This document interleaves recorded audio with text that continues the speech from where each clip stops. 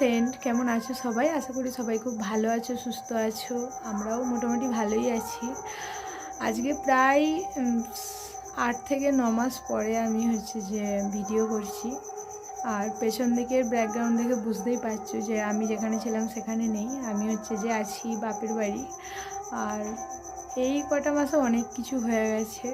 তো যাই হোক, আমার কোনো রকম ভিডিও করতে আর ইচ্ছাই করেনি, কিন্তু মাঝে মাঝে একটা কমেন্ট পাই, তখন মনে হয় যে না আবার ভিডিওটা করি। তো যেহেতু বাপের বাড়ি আছি, তো আমার যেন খুব একটা বেশি ইচ্ছাও করেনি। তারপরে ওই বাপের বাড়ি থাকলে যেটা হয় আর কি। তো যাই হোক, এখন যে রাত 9:30টার বেশি বাজে।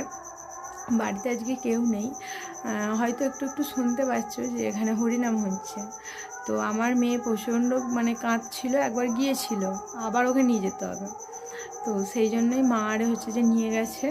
তো বললাম যে একটু তাড়াতাড়ি চলে আসতে, ওর একটুখানি ঠান্ডা মতোও লেগেছে। আর আমার মেয়ে হরিনাম করতেও খুব ভালোবাসে আর শুনতেও খুব ভালোবাসে। এবার গিয়েছিল সেখানে, তো সেই কারণে আবার যাবে।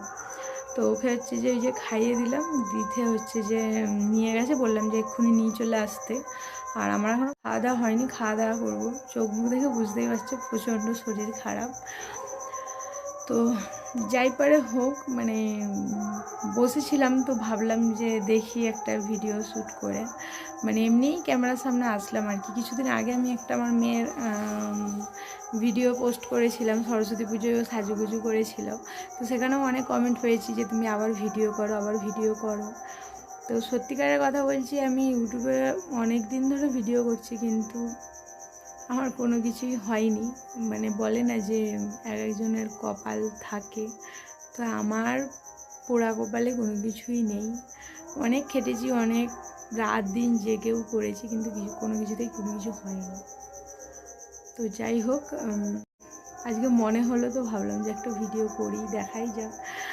তো ইচ্ছা যদি থাকে আমি আবার ভিডিও করব, যদি সব কিছু ঠিকঠাক হয়ে যায় আবার।